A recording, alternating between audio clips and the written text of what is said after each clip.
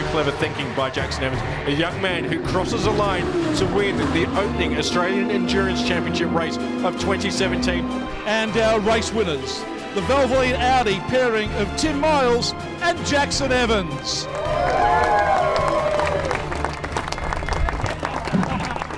That's what happened last time out. Jackson Evans and Tim Miles combining to win the Phillip Island 500 at round 1 of the CAMS Australian Endurance Championship. The question is, can they do it again?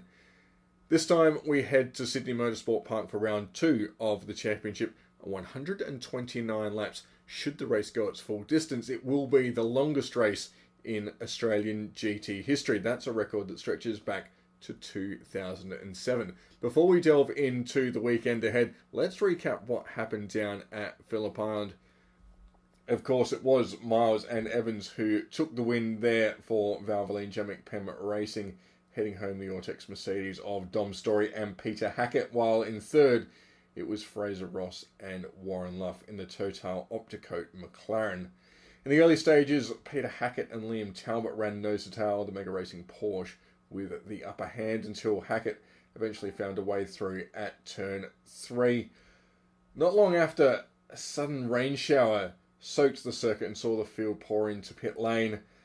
Created mayhem in what is a very narrow pit lane at Phillip Island. Max Twigg decided to stay out on track. He was on slick tyres, while Peter Hackett, who was in the race lead, dropped a lap in the pits. At the restart, Twigg on his slicks was a sitting duck in the WM Waste Management Mercedes. He dropped back quickly. Not a bad roll of the dice though from the Scott Taylor Motorsport crew. If it hadn't rained quite so hard for quite so long, it would probably have paid off handsomely. There was a spin for the Mega Racing Porsche, which cost them a little bit of time. The pit stops shook up the order quite a bit. For the remainder of the race, it was really about those at the front trying to hang on to what they've got. Those who'd fallen a little bit further back through the pit stops, chasing back towards the front of the field. Mark Griffith and Jake Camilleri profited the biggest in that exchange, coming out towards the front of the race in the Griffith Corporation Mercedes. The likes of Dom Story and John Martin were pushing their way up through the field. There was one last sting in the tail though for the Mega Racing Porsche. Mistake in the pits saw the car release too early from its second stop, and that forced it to stop again. Through it all, it was Evans and Miles. They survived to head the field. Garth Tander put in a late charge to claim 4th in the second Valvoline Pem racing car. Talbot and Martin came home in 6th behind Griffiths and Camilleri, who put in one of the drives of the race. In championship terms, Evans and Miles had the table courtesy of their win at Phillip Island. Peter Hackett and Dominic Story in 2nd, with Fraser Ross and Warren Luff 3rd on 138 points.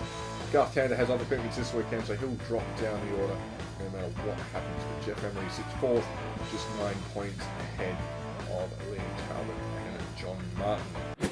So that's where we're up to. What can we expect to see this weekend? Qualifying format is an aggregate system, so both drivers will play an equal part. Driver 1 will go out in qualifying 1, driver 2 will go out in qualifying 2. The car's best time from each is then averaged out, and that gives us the grid.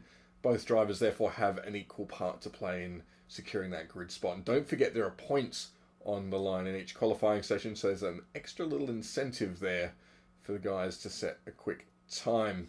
The race format this year has changed from 2016. Last year the race was held over 101 laps. This year the distance has increased to just a touch over 501 kilometres, which works out to be 129 laps. There's still 2 compulsory pit stops, but the window's moved a little bit. Teams can't pit quite so early as they did last year. Strategy is going to be important, probably more so the fuel management side of things, because there's a good chance a lot of cars are going to need an extra stop to make it to the flag. How they take that will be important and could be a deciding factor in the race. Last year, George and Andrew Miedeke won the race reasonably comfortably, and it was a victory set up by the middle stint. Andrew Miedeke driving to a fuel number, having taken over the car from George Miedeke. George then jumped back in the final stint and brought the car home, but it's not a strategy that you would think is going to work this weekend. The final stint's effectively 28 laps longer, so seeing how teams juggle that one is going to be very, very interesting. Let's check out the drivers and teams lineups heading into the race. It's great to see Grant Denyer coming back to the Australian Endurance Championship, the reigning champion, of course. He's going to partner Greg Taylor in the GT Motorsport Audi. He, of course, won the championship in the McLaren last year with Nathan Morgan. He hasn't raced in 8 months since racing at Highlands at the tail end of 2016. It's also the first time he's going to race an Audi. Interesting to see how he pairs up with Greg Taylor, who's 6'2". Grant's not white. Tony Quinn has linked up with Johnny Reid in the number 7 Darrell Lee McLaren, while Tony D'Alberto is back alongside Max Twigg in the WM Waste Management Mercedes. That's the first of 2 Scott Taylor Motorsport entries. The second is Scott Taylor himself, who's back with Craig Baird, a pilot the Mercedes this weekend after driving an older spec Porsche at Phillip Island. Dominic Story and Peter Hacker are, of course, together again. They're on the podium at Sydney Motorsport Park last year. Of course, was super quick at Phillip Island in the first round. Audi factory driver Kelvin Vanderlinde heads back down under. He's going to share the Valvoline Gemming Pen Audi with Jeff Emery, who raced that car with Garth Tander at Phillip Island. The race winners Miles and Evans are again in the sister car. Steve Richards heads the BMW Team SRM squad with James Bergmuller in alongside, while Daniel Gaughan will take youngster Dylan O'Keefe under his wing in the Kentucky Fried Chicken Audi. Rounding out the field is Liam Talbot and John Martin in the Mega Racing Porsche. That car, of course, prepared by Walkinshaw GT3. So it's a competitive field with almost every car in with a shot at victory. A number of them were out testing at Sydney Motorsport Park last week, and while it's a little bit difficult to gauge exactly where everyone is because they're all playing their cards close to their chest, a number of cars went out and did green tyre runs early in the day. That gave us a good indication of their pace, although, again, times are very, very scarce. Track conditions changed later in the day, and those green tyre runs, although they saw a performance advantage, didn't reflect on the stopwatch. Needless to say, there are a few guys out there that were watching one another. The Ortex Mercedes was being timed by just about everyone up and down pit lane. Dom Story and Peter Hackett in that. Tony D'Alberto was out there in the WM Waste Management Mercedes. The Walkinshaw GT3 run Mega Racing Porsche was there. And those guys, they tried to play a poker face, but the little glint in their eye suggested they found something on the day. So look out for them.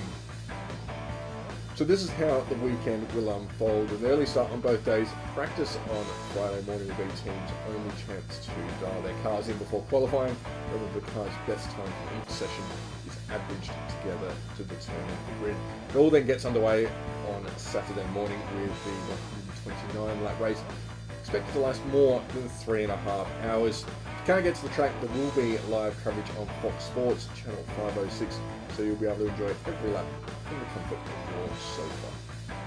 Of course, we'll do everything we can to keep you up to date across the weekend on Facebook, Twitter and Instagram. Don't forget to hit us up using the hashtag AustralianGT. We do love hearing from you. Otherwise, if you get out to the track, we do look forward to seeing you out there. If not, we hope you enjoy the coverage live on Fox Sports, channel 506.